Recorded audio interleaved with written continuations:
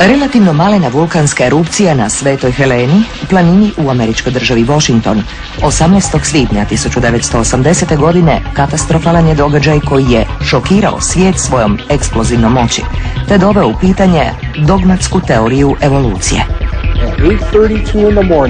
18. svibnja u 8 sati i 32 minute dogodio se potres točno ispod vrha planine jačine 5,1 stupnja prema Richteru.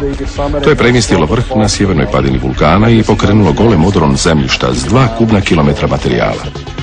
Odron je skliznuo ravno u bazen jezera Spirit, čija se razina vode povećala za 260 metara, a valovi koje je odron prouzročio podignuli su jezero i bacili ga u novi bazen, s branom na jugozapadnom uglu, što je u potpunosti izmijenilo izgled terena. Za to vrijeme, na malo višoj nadmorskoj visini, slijedila je eksplozija pare. Vrh na sjevernoj strani bio je poput divovskog čepa koji je sadržavao pritisak unutar vulkana. Kada se taj vrh podignuo 18. svibnja 1980. iznimno vrela voda iz vulkana odmah se pretvorila u paru. Kao boca s gaziranom vodom, kada protresete bocu s čepom, nema pjenušenja. Isto se dogodilo i ovdje, s tim što je umjesto ugljičnog dioksida bio pritisak pare. Kada je vrh skliznuo, oslobodio je pritisak iz vulkana i došlo je do eksplozije pare u pravcu sjevera s energijom jačine 20 milijuna tona trotila, 3 nitrotrotuola. Eksplozija nije išla ravno uvis, kao što se inače događa prije erupcijama vulkana, već na sjever, preko cijelog predjela. Za 6 minuta bilo je sravnjeno 400 četvornih kilometara šume.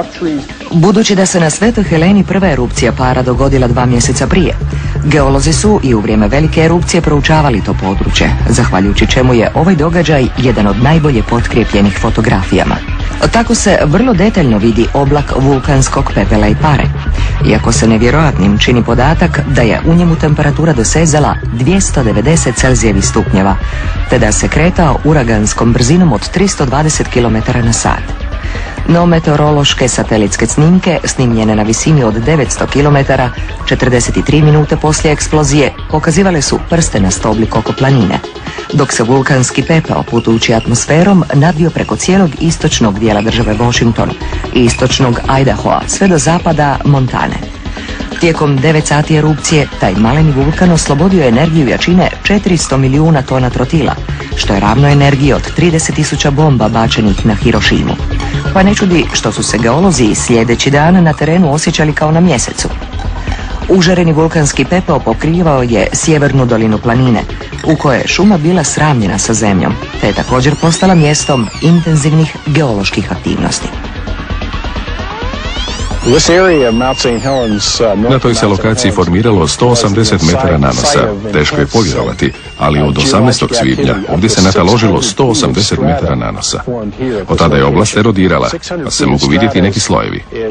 Zadivljuju minijaturni slojevi koji su se formirali od nekih nanosa.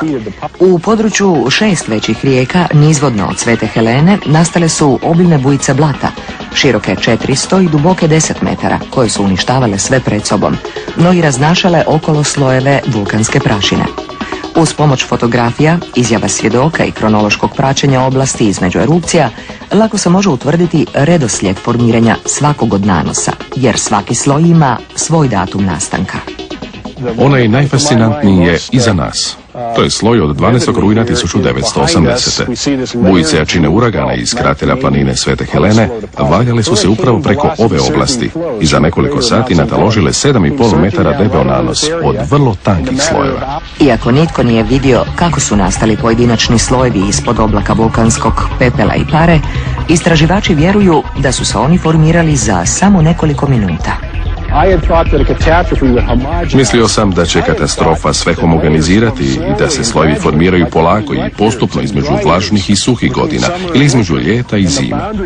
Granica između dvaju susjednih slojeva trebala je predstavljati dugačka razdoblja aktivnosti. Možda stotine godina kad se ništa nije događalo. Jako sam se prevario, jer pogledajte ovo, 7,5 metara slojeva formiralo se za samo nekoliko sati. Osim slojeva, geologe je šokirala i jaka erozija kanjona, koji su se u vrlo kratkom vremenu formirali u cijelim nizovima u čvrstim stijenama. Tako primjerice, Kišnica teče jednim takvim novonastalim kanjonom stvorenim kasnijim eksplozijama para, do kojih je dolazilo jer je velike mase leda s vrha planine tijekom prve eksplozije naglo pokopao vulkanski pepeo, temperature 290 Celzijevih stupnjeva. Što se događa kad led pokrijete nečim tako vrelim? Za nekoliko dana probio se do površine i počeo izlaziti u obliku pare. Nastupile su goleme eksplozije vodene pare, koja je napravila udubljenje u zemlji. A koliku moć zaista ima para, dokazala je nakon što je u 5 dana izdubila provaliju duboku 40, dugačku 70 i široku 30 metara. Dno provalije prekrilo je 8 metara nanosa, a 30 metara reljefa predstavlja topografiju vododerina i bujica. To me podsjeća na prostore Južne Dakote ili pustinje s jugozapada Amerike. Naviknuo sam misliti kako se to događa polako zbog erozije bujica tijekom 1000 godina ili slično. Ali sad vidim da se sve to formiralo vrlo brzo u 5 dana i to ne erozijom vode, već odronjavanjem ruba provalije zbog gravitacije. Još jedan događaj geolog je ostavio bez teksta. Naime, od erupcije 1980. godine jezera smještena sjeverno i zapadno od Svete Helene, Spirit i Tutl, blokirali su kilometarski odroni zemlje. No 19. ožujka 1982. oba su deblokirale divovske bujice blata, koje su probijale cijeli sustav odvodnih kanala nevjerojatno složen. Profil tog korita svojom zmijolikom stazom podsjeća na umanjeni kanjon Colorado, mjesto za koje do danas nije razjašnjeno kako je točno stvoreno. A Sveta Helena dokaz je da pretpostavka o nastanku kanjona erozijom potoka ne mora biti točna, jer ovaj se kanjon sam formirao, nakon čega veličanstveno primio potoku u svoje okrilje, a ne obrnuto, da se potok sam pozvao usput uređujući prostor onako kako se njemu sviđa.